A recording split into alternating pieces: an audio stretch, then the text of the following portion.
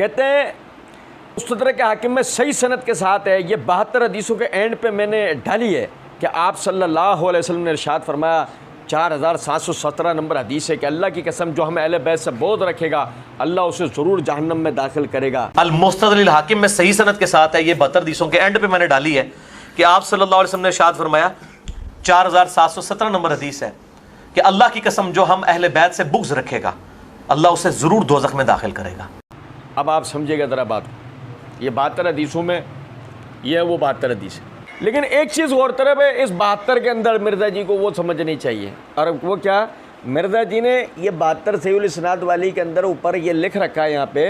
फ़िरका वारियत से बचकर सिर्फ कुरान और सहीहुल इस्नाद अहादीस को हुज्जत व दलील मानने और झूठी बेसनद और ज़ईफ़ुल इस्नाद तारीख़ी रिवायात के फितनों से बचने वालों के लिए।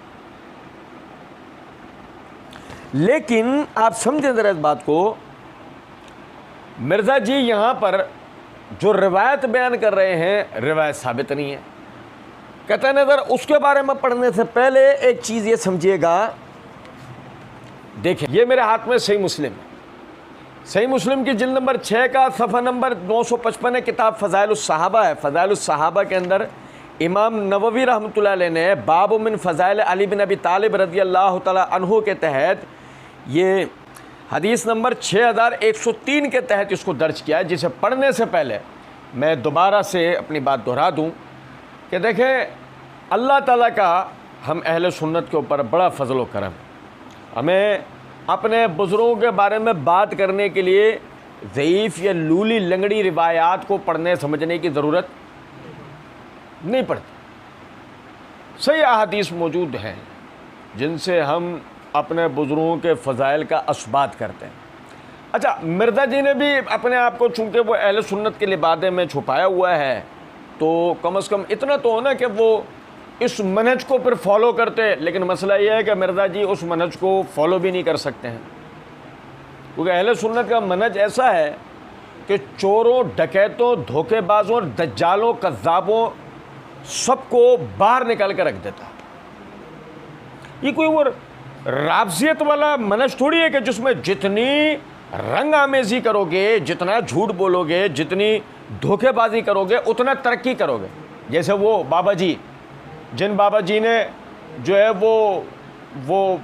पता नहीं बर्मा में या कहाँ मुर्दे मरवा दिए थे और शाम को दोबारा ज़िंदा करवा दिए थे, नेपाल में। कुछ बात मेरी समझ रहे हैं या नहीं? तो अर्ज़ करने का यहाँ पर मतलब ये है कि आप देखें जिस तरीके से उस बाबा जी को मशहूरियत मिली है, बिल्कुल उसी तरीके से मिर्ज़ा जी ने भी मशहूरियत हासिल करने के लिए ये ड्रामेबाजियाँ मिर्ज़ा जी ने भी की हैं। अब अगर मिर्ज़ा जी चाहते तो सही मुस्लिम की ये सही हदीस भी बयान कर सकते थे कि जिसके अंदर नबी सल्लल्लाहु अलैहि वसल्लम ने फरमाया, लोगों मैं तुम में दो अजीम चीज़ें छोड़कर जा रहा हूँ, इनमें से पहली अल्लाह की किताब है जिसमें हिदायत और नूर है, अल्लाह की किताब पर अमल करो और उसको मजबूती से थाम लो। फिर आपने अल्लाह की किताब पर मज़ीद तरग़ीब दिलाई और उसके बाद आपने फरमाया और दूसरे मेरे अहले बैत हैं, मैं तुम्हें अपने अहले बैत के मुतालिक अल्लाह को याद दिलाता हूँ, मैं तुम्हें अपने अहले बैत के मुतालिक अल्लाह को याद दिलाता हूँ, मैं तुम्हें अपने अहले बैत के मुतालिक अल्लाह को याद दिलाता हूँ। 3 मरतबा दोहरा कर अल्लाह से डरने के लिए, अहले बैत के हक़ को मानने के लिए अल्लाह रब्बुल नबी सल्लल्लाहु अलैहि वसल्लम ने लोगों को तवज्जो दिलाई 3 मरतबा। अब लेकिन मसला तो वो वही है ना कि मिर्ज़ा जी ने, चूँकि मिर्ज़ा जी जिस डगर पर चल पड़े हैं तो मिर्ज़ा जी कहाँ सही अहादीस के ऊपर रहेंगे। तो मिर्ज़ा जी ने जो है वो मुस्तदरक हाकिम हदीस नंबर 4717 के तहत जो है वो हदीस बयान की कि नबी सल्लल्लाहु अलैहि वसल्लम की तरफ मंसूब है कि आपने फरमाया, अल्लाह की कसम जो हमें अहले बैत से बोझ रखेगा अल्लाह उसे ज़रूर जहन्नम में दाखिल करेगा। सही मुस्लिम की रिवायत से मफ़हूम यानी कि कशीद हो सकता है, हमें उसके लिए ज़ईफ़ रिवायत पढ़ने की ज़रूरत नहीं है। अब यहाँ पर कतई नज़र जब मैं इसका ज़ोफ़ बयान करूँगा उससे पहले हो सकता है कि सुनने वालों के जहन में ख्याल गुजरे कि ठीक है ना, मतलब यानी कि बाज़ार तो उसका मजमून भी सही है, और जब आप ख़ुद कह रहे हैं कि मजमून सही मुस्लिम की रिवायत से कशीद किया जा सकता है, तो फिर क्या मसला था मुस्तदरक की रिवायत लेने में? मतलब अहले बैत की फजीलत को तो आप भी मानते हैं, हम कह रहे हैं कि अहले बैत की फजीलत सही हदीस से साबित थी, सही मुस्लिम की हदीस से साबित थी, आपने वो पढ़ देना था, बात ख़त्म थी। मसला असल में ये है कि मिर्ज़ा साहब ने जो बाकायदा यानी कि ये बात कह रखी है हमारे, यानी कहते हैं कि जी तो मैंने इसी बुत परस्ती को तोड़ा है कि मौक़िफ़ जो लोग देते हैं साथ रेफरेंस बयान नहीं करते, काउंटर चेक नहीं हो सकता। अहादीस भी कोई बयान करते हैं, उनकी भी नंबरिंग नहीं बताते, ज़ईफ़ हो सही हो बयान कर जाते हैं। और सब के सब अहले सुन्नत कहलवाने वाले तीनों ग्रोह, बरेलवी, देवबंदी और सलफ़ी यानी अहले हदीस और अहले तशय्युअ का भी यही हाल है। मैंने इसी बुत परस्ती को तोड़ा है कि मौक़िफ़ जो लोग देते हैं साथ रेफरेंस भी बयान नहीं करते, काउंटर चेक नहीं हो सकता, अहादीस जो भी बयान करते हैं उनकी नंबरिंग भी बयान नहीं करते, ज़ईफ़ हो सही हो बयान कर जाते हैं, ज़ईफ़ हो सही हो बयान कर जाते हैं। और सब के सब अहले सुन्नत कहलवाने वाले तीनों ग्रोह, बरेलवी, देवबंदी, सलफ़ी यानी अहले हदीस और अहले तशय्युअ का भी यही हाल है। यानी मिर्ज़ा जी ये कहना चाह रहे हैं सही हो या ज़ईफ़ हो, देवबंदी, बरेलवी, अहले हदीस, शिया सब बयान कर जाते हैं। और मिर्ज़ा जी, सारे मिर्ज़ा जी तो ये काम नहीं करेंगे ना। मिर्ज़ा जी को तो सही अहादीस बयान करके मनहज को बिल्कुल वाज़े कर देना है कि देखो जी मैंने तो कोशिश इसी बात की है कि किसी भी तरह जो है वो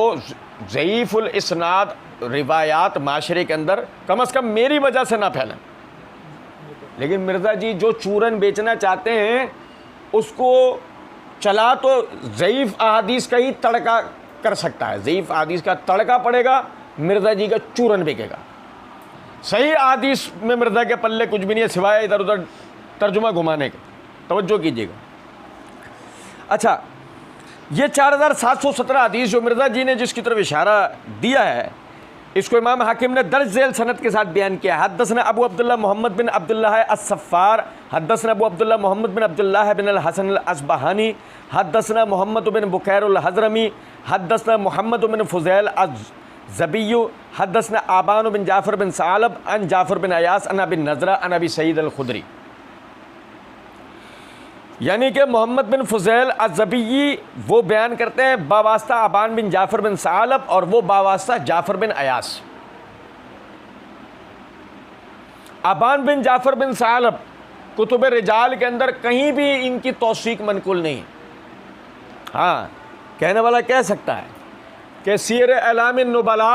जिल्द नंबर 3 के सफ़ा नंबर 303 के ऊपर इमाम हाकिम ने इस रिवायत को यूँ कह के बयान किया, रवाहुल हाकिम फिल मुस्तदरक वफ़ीह मिन तरीक़ आबान बिन तग़लिब अन अबी बिश्र अन अबी नज़रा अन अबी सईद।